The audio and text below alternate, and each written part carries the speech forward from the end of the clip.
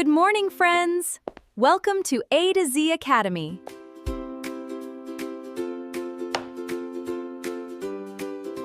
ఈ రోజు fifth class Telugu text book chapter 3 కొండవాగు పాఠ్యాంశంలో ఉన్న యాక్టివిటీస్ గురించి నేర్చుకుందాం. ఇక్కడ చిత్రం చూడండి, ఆలోచించి మాట్లాడండి అని ఇచ్చున్నాడు. 1 చూడండి, పై చిత్రంలో మీకు ఏమి కనిపిస్తున్నాయి అని ఇచ్చున్నాడు. దీని జవాబు విహార యాత్రకు వెళ్తున్న బస్సు, అందులోని డ్రైవరు, పిల్లలు, దానికి అడ్డంగా వెళ్తున్న మేకలు, కర్ర పుచ్చుకొని చంకలో చిన్న మేక పిల్లతో వెనకాల వెళ్తున్న కాపరి, అతని వెనకాల ఈపు పైన మరొక చిన్న మేకపిల్లను మోసుకు వెళ్తున్న చిన్న అమ్మాయి ఉన్నాయి అని రాయండి.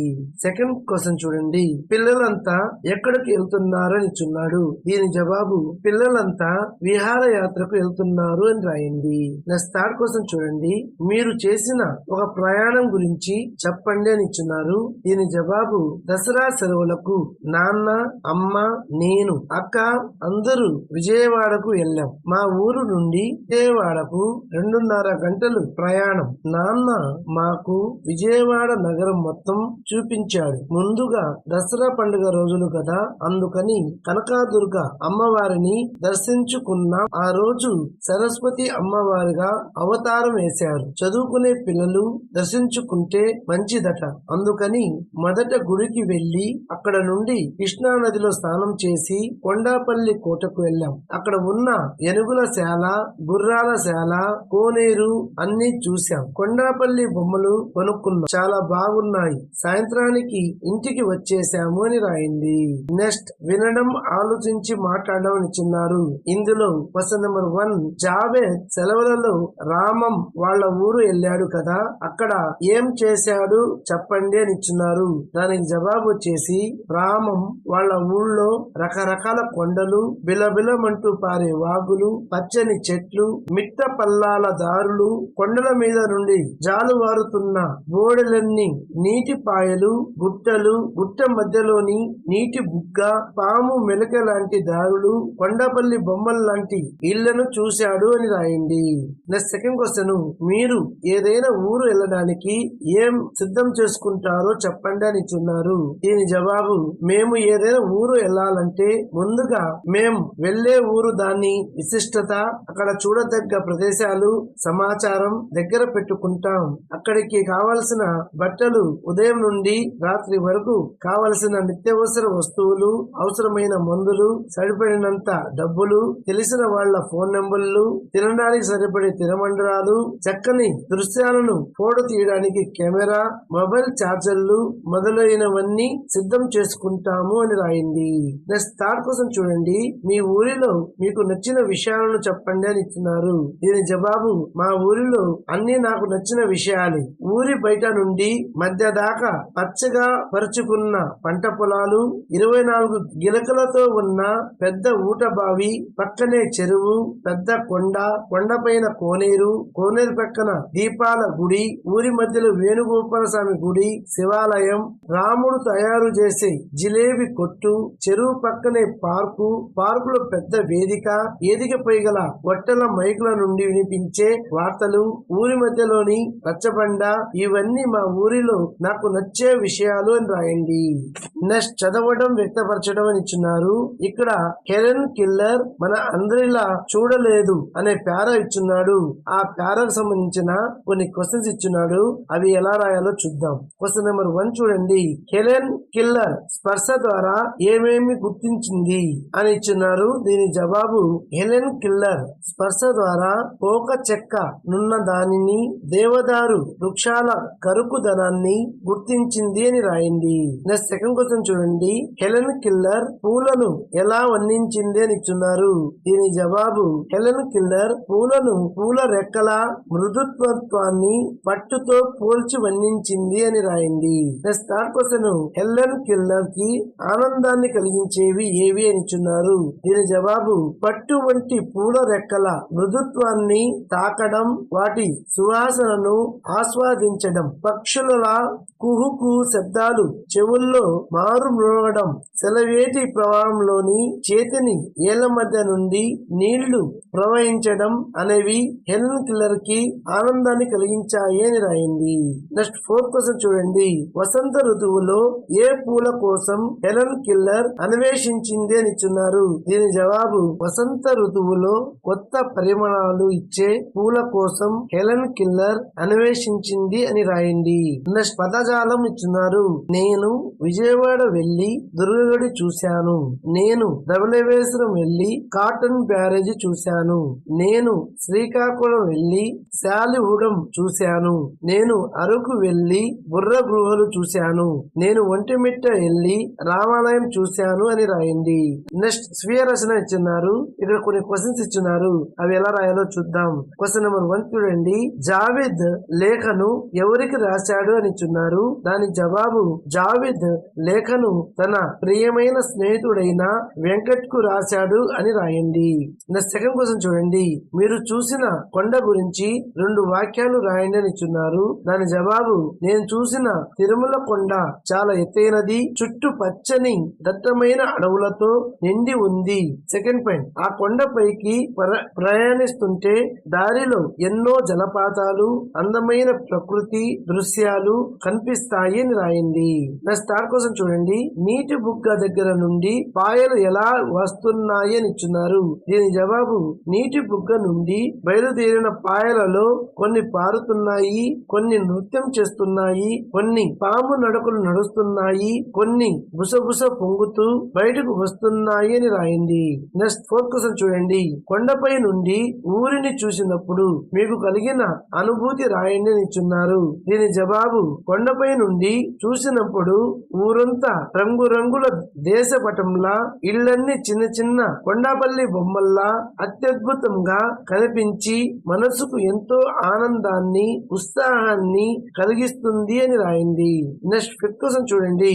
మన గ్రామం ప్రకృతి సమతుల్యంగా ఉండడానికి మనం ఏమి చెయ్యాలో మీ మాటల్లో రాయండి అని ఇచ్చున్నారు. దీని జవాబు గ్రామం సమతుల్యంగా ఉండాలంటే ఎక్కువ చెట్లను నాటాలి, వాగులు చెరువులను కాలుష్యం చేయకుండా కాపాడుకోవాలి, ప్లాస్టిక్ వాడకాన్ని తగ్గించి పరిసరాలను శుభ్రంగా ఉంచుకోవాలి అని రాయండి. నెక్స్ట్ 6th క్వశ్చన్ చూడండి. రామం వాళ్ళ ఊరి చుట్టూ ఏమి ఉన్నాయో తెలుసుకున్నాం కదా, మరి మీ ఊరు చుట్టూ ఏమి ఉన్నాయో 5 వాక్యాలు రాయండి అని ఇచ్చున్నారు. దీని జవాబు వచ్చేసి ఫస్ట్ వన్, మా ఊరి చుట్టూ పచ్చని వరి పొలాలు ఉన్నాయి అని రాయండి. సెకండ్ వన్, ఊరికి తూర్పు వైపున ఒక పెద్ద మంచినీటి చెరువు ఉంది. థర్డ్ పాయింట్, ఊరి చివర ఎత్తైన కొండలు చెట్లు ఉన్నాయి. ఫోర్త్ వన్, పొలాల మధ్య నుండి పారే ఓ చిన్న కాలువ ఉంది. ఫిఫ్త్ వన్, ఊరి చుట్టూ ప్రశాంతవంతమైన వాతావరణం తోటలు ఉన్నాయి అని రాయండి. నెక్స్ట్ సృజనాత్మకత అని ఇచ్చున్నారు. ఊహించి రాయండి. మీరైతే ఏమి చెప్తారో అని ఇచ్చున్నారు. ఇక్కడ నేను పుస్తకాన్ని అయితే పుస్తకం నాకు అట్ట వేసి జాగ్రత్తగా చూసుకో, రోజు నన్ను చూడు, నాతో మాట్లాడు అని ఇచ్చున్నారు. మన కింద గమనిస్తే పుస్తకాల సంచి అని ఇచ్చున్నారు. ఇక్కడ నన్ను నేలపై పడేయకుండా శుభ్రంగా ఉంచుకో, నాలో పుస్తకాలను క్రమ పద్ధతిలో సర్దుకో అని రాయండి. నెక్స్ట్ పెన్ అని ఇచ్చున్నాడు.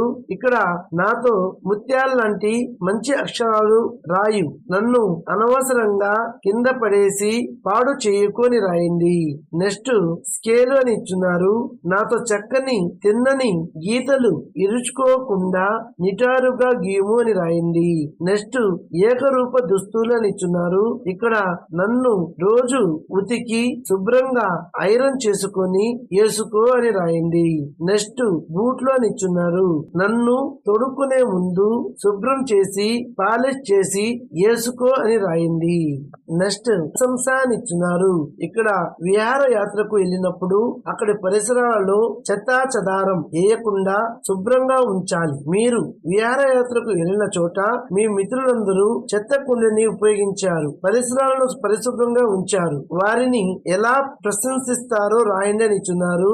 ఇక్కడ జవాబు వచ్చేసి, నా ప్రియమైన మిత్రులారా, మనం విహారయాత్రకు వచ్చిన ఈ ప్రదేశంలో పిల్లలు తిన్న ఆహార పదార్థాల వ్యర్థాలను కాగితాలను ఎక్కడ పడితే అక్కడ పడేయకుండా చెత్త కుండీలోనే వేసి పరిసరాలను చాలా శుభ్రంగా ఉంచారు. పర్యావరణ స్పృహతో మీరు చేసిన ఈ బాధ్యతాయుతమైన ప్రవర్తన నిజంగా ప్రశంసనీయం. మనమందరం ఇలాగే ప్రతి చోట పరిశుభ్రతను కాపాడుతూ అందరినీ ఆదర్శంగా నిలవాలి. మీకు నా హృదయపూర్వక అభినందనలు అని రాయండి. నెక్స్ట్ భాష్యాంశాలు ఇచ్చున్నారు.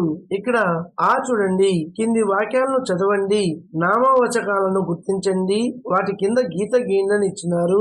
ఒకటి చూడండి, సరళ మామిడి పండు తింటుంది అని ఇచ్చున్నారు. ఇక్కడ నామవాచకం వచ్చేసి సరళ, మామిడి పండు అనే పదాల కింద గీత గీయండి. నెక్స్ట్ కరీం సెలవులకు పాలకొల్లు వెళ్ళాడు అని ఇచ్చున్నారు. ఇక్కడ నామవాచకం వచ్చేసి కరీం పాలకొల్లు కాబట్టి ఈ రెండిటి దగ్గర గీత గీయండి. నెక్స్ట్ చెల్లాయమ్మ అడవికి వెళ్లి ఇస్తరాకులు తెచ్చింది అని ఇచ్చున్నారు. ఇక్కడ చెల్లాయమ్మ అడవికి ఇస్తరాకులు అనేవి నామవాచకాలు కాబట్టి వాటి కింద గీత గీయండి. నెక్స్ట్ ఫోటోను చూడండి, శ్రీను కారులో తిరుపతి వెళ్ళాడు అని ఇచ్చున్నారు. ఇక్కడ నామవాచకాలు శ్రీను, కారు, తిరుపతి ఈ మూడింటి కింద గీత గీయండి. నెక్స్ట్ చూడండి, కింది వాక్యాలను చదవండి, సర్వనామాల కింద గీత గీయండి అని ఇచ్చున్నారు. ఇక్కడ ఫస్ట్ వన్ చూడండి, కిరణ్ గ్రామ సచివాలయంలో పనిచేస్తున్నాడు. ఆయన కార్యాలయం నుండి సాయంత్రం ఇంటికి వస్తాడు అని ఇచ్చున్నారు. దీంట్లో సర్వనామాలు వచ్చేసి ఆయన కాబట్టి ఆ పదానికి అన్వయం గీయండి. నెక్స్ట్ సెకండ్ వన్ చూడండి, రాణి, దివ్య స్నేహితులు వాళ్ళు కలిసి ఆటలు ఆడుతారు అని ఇచ్చున్నారు. ఇక్కడ సర్వనామం వచ్చేసి వాళ్ళు కాబట్టి ఈ పదం కింద గీత గీయండి. నెక్స్ట్ థర్డ్ వన్ చూడండి, మేరీ పాటలు పాడుతుంది, ఆమె పాటలు పోటీల్లో బహుమతి గెలుచుకుంది అని ఇచ్చున్నారు. ఇక్కడ సర్వనామం వచ్చేసి ఆమె కాబట్టి అండర్లైన్ చేయండి. నెక్స్ట్ ఫోర్త్ వన్ చూడండి, లంబసింగి అందమైన ప్రదేశం, అది చాలా చల్లగా ఉంటుందని ఇచ్చినారు. ఇక్కడ సర్వనామం వచ్చేసి అది కాబట్టి అండర్లైన్ చేయండి. ప్రాజెక్ట్ పని ఇచ్చినారు. ఇక్కడ కిరణ్ చేసిన ప్రాజెక్ట్ ను చూశారు కదా. నా తరగతి గది సమాచార సేకరణ అనే అంశంపై ప్రాజెక్ట్ తయారు చేయండి, ప్రదర్శించండి అని ఇచ్చినాడు. ఇక్కడ మనం తరగతి గది సమాచార సేకరణ ప్రాజెక్ట్ ను ఏ విధంగా చేయాలో చూద్దాం. విద్యార్థి పేరు, మీ పేరు రాసుకోండి. తరగతి 5వ తరగతి అని రాయండి. విషయం తెలుగు అని రాయండి. ప్రాజెక్ట్ పేరు నా తరగతి గది సమాచార సేకరణ అని రాయండి. ఉద్దేశం, పాఠశాలలో తరగతి గది విద్యార్థులకు జ్ఞాన దేవాలయం లాంటిది.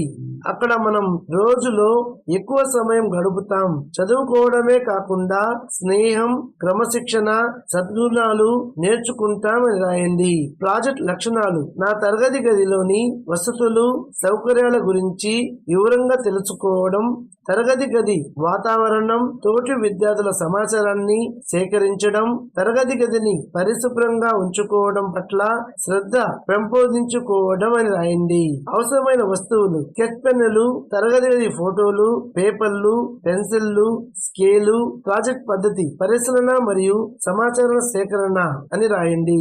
తరగతి గది వివరాలు, తరగతి గది సంఖ్య, పేరు 5వ తరగతి గది సంఖ్య 3, తరగతి ఉపాధ్యాయుని పేరు జి రమేష్ గారు, విద్యార్థుల సంఖ్య మొత్తం 30 మంది, బాలులు 16, బాలికలు 14.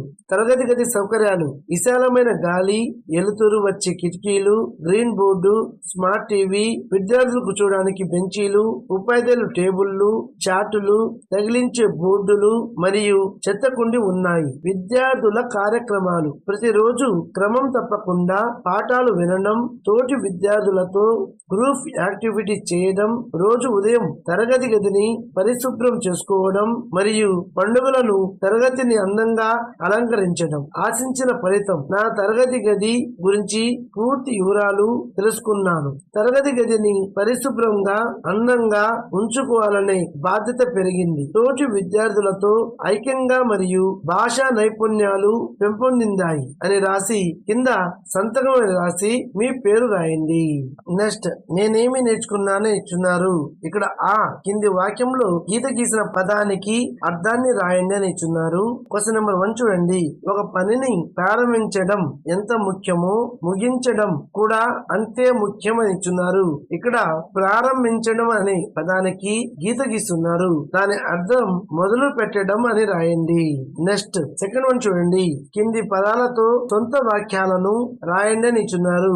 ఇక్కడ విశేషాలు అని ఇచ్చున్నారు. సొంత వాక్యం వచ్చేసి దసరా పండుగకు మా ఊరిలో జరిగే విశేషాలు చూడటానికి చుట్టుపక్కల గ్రామాల నుండి జనాలు వస్తారు అని రాయండి. నెక్స్ట్ సూర్యకాంతి అని ఇచ్చున్నారు. దీని జవాబు మొక్కలు ఆరోగ్యంగా పెరగడానికి మరియు ఆహారాన్ని తయారు చేసుకోవడానికి సూర్యకాంతి ఎంతో అవసరం అని రాయండి. నెక్స్ట్ థర్డ్ వన్ చూడండి. వాక్యాన్ని చదవండి, సర్వనామాన్ని గుర్తించండి అని ఇచ్చున్నారు. మేము అందరం కలిసి అమరావతి వెళ్ళాము అని ఇచ్చున్నారు. దీని జవాబు ఆప్షన్ ఈ మేము అని రాయండి. నెక్స్ట్ ఆ చూడండి. కింది పేరాను చదివి ప్రశ్నలకు సమాధానాలు రాయండి అని ఇచ్చున్నారు. ఇక్కడ సెలవు రోజుల్లో సరదాగా గడవడానికి బీచ్లకు వెళ్తుంటారు అనే పేరా ఇచ్చున్నారు. దానికి సంబంధించిన కింది క్వశ్చన్స్ ఇచ్చున్నారు. క్వశ్చన్ నెంబర్ 1 చూడండి. బీచ్లకు వెళ్ళేటప్పుడు పిల్లలు ఎవరితో కలిసి వెళ్ళాలి అని ఇచ్చున్నారు. దీని జవాబు బీచ్లకు వెళ్ళేటప్పుడు పిల్లలు ఖచ్చితంగా పెద్దలతో కలిసి మాత్రమే వెళ్ళాలి అని రాయండి. నెక్స్ట్ సెకండ్ చూడండి. లోతైన నీటిలోనికి ఎందుకు వెళ్ళకూడదు అని ఇచ్చున్నారు. దీని జవాబు లోతైన నీటిలోనికి వెళితే ప్రమాదాలు జరుగుతాయి కాబట్టి వెళ్ళకూడదు అని రాయండి. నెక్స్ట్ థర్డ్ చూడండి. హెచ్చరిక జెండాలు ఏమి తెలియజేస్తాయి అని ఇచ్చున్నారు. దీని జవాబు ఆప్షన్ ఈ ప్రమాదాలు జరిగే స్థలం అని రాయండి. నెక్స్ట్ ఫోర్త్ వన్ చూడండి. ఎవరి సూచనలు తప్పక పాటించాలి అని ఇచ్చున్నారు. దీని జవాబు బీచ్ లో ఏర్పాటు చేసిన హెచ్చరిక జెండాల సూచనలను మరియు మనతో ఉన్న పెద్దల సూచనలను తప్పక పాటించాలి అని రాయండి. నెక్స్ట్ ఈ చూడండి. క్రింది ప్రశ్నకు జవాబులు రాయండి అని ఇచ్చున్నారు. క్వశ్చన్ నెంబర్ 1 చూడండి. ఊరి వాళ్ళు కామధేనువుగా దేనిని భావిస్తారని ఇచ్చున్నారు. దీని జవాబు వచ్చేసి ఊరి వాళ్ళు కొండవాగును కామధేనువుగా భావిస్తారు అని రాయండి. నెక్స్ట్ సెకండ్ క్వశ్చన్ చూడండి.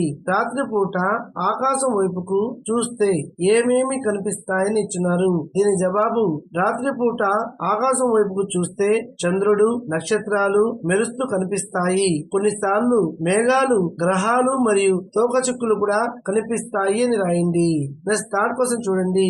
వినాలే గాని ప్రకృతిలో ప్రతి శబ్దం అందమైనదే అని ఉంది కదా. ప్రకృతిలో మనం వినే శబ్దాలు రాయండి అని ఇచ్చున్నారు. దీని జవాబు వచ్చేసి ప్రకృతిలో మనం వినే కొన్ని అద్భుతమైన శబ్దాలు పక్షుల కిలకిల రావాలు, కొండ వాగులు, నదుల గలగలలు, చెట్ల ఆకులు కదిలినప్పుడు వచ్చే సలసల శబ్దాలు, వర్షం పడేటప్పుడు వచ్చే చటచట శబ్దాలు, ఉరుముల గర్జనలు, గాలి వీచే సుడి శబ్దాలు అని రాయండి. నెక్స్ట్ ఫోర్త్ క్వశ్చన్ చూడండి. ప్రకృతిని ప్రేమించడం అంటే ఏమిటి? కొండవాగు పాఠం ద్వారా మీరు ఏమి నేర్చుకున్నారని ఇచ్చున్నారు. దీని జవాబు వచ్చేసి ప్రకృతిని ప్రేమించడం అంటే చెట్లు, నదులు, పక్షులు, జంతువులను కాపాడుకుంటూ వాటి అందాన్ని ఆస్వాదించడం అని రాయండి. కొండవాగు పాఠం ద్వారా ప్రకృతి మనకు ఎంతో ఆనందాన్ని ఇస్తుందని, కలుషితం చేయకుండా పచ్చదనాన్ని, జలవనరులను రక్షించుకోవాలని నేర్చుకున్నాము అని రాయండి. నెక్స్ట్ ఫిఫ్త్ క్వశ్చన్ చూడండి. పర్యావరణ పరిరక్షణకు మీరు చేసే పనుల జాబితా రాయండి అని ఇచ్చున్నారు. దీని జవాబు పర్యావరణాన్ని రక్షించడానికి నేను చేసే పనులు ప్రతి సంవత్సరం నా పుట్టినరోజున మొక్కలు నాటడం మరియు వాటిని నీరు పోయడం, ప్లాస్టిక్ సంచుల వాడకాన్ని పూర్తిగా తగ్గించి బట్ట సంచులను ఉపయోగించడం, నీటిని వృధా చేయకుండా పొదుపుగా వాడుకోవడం, ఇంట్లో తడి చెత్త, పొడి చెత్తను విడివిడిగా బుట్టల్లో వేయడం, కాగితాలను వృధా చేయకుండా జాగ్రత్తగా వాడుకోవడం అని రాయండి. నెక్స్ట్ ఈ చూడండి. చిత్రాన్ని చూడండి, దాని గురించి 4 వాక్యాలు రాయించున్నారు. ఇక్కడ ఇచ్చిన చిత్రాన్ని చూసి ఈ ప్రశ్నకు జవాబు రాయాలి కాబట్టి దీని జవాబు ఇది ఒక అందమైన ఆట స్థలం. నెక్స్ట్ ఇక్కడ పిల్లలందరూ ఎంతో సంతోషంగా రకరకాల ఆటలు ఆడుకుంటున్నారని రాయండి. నెక్స్ట్ కొందరు పిల్లలు ఉయ్యాల ఊగుతుండగా మరికొందరు జారుడు బల్లపై ఆడుకుంటున్నారని రాయండి. నెక్స్ట్ పార్కు చుట్టూ పచ్చని చెట్లు మరి అందమైన మొక్కలు కనిపిస్తున్నాయని రాయండి. ఈ ప్రశ్నతో కొండవాగు అనే పాఠం పూర్తయింది. Next lesson number 4 Jayageetham text book గురించి నెక్స్ట్ వీడియోలో మళ్ళీ కలుద్దాం. ఈ వీడియో గాని మీకు నచ్చితే మా ఛానల్ ను లైక్ చేయండి, షేర్ చేయండి, చేయండి, కామెంట్ చేయండి మరియు సబ్స్క్రైబ్ చేయండి. Thank you for watching.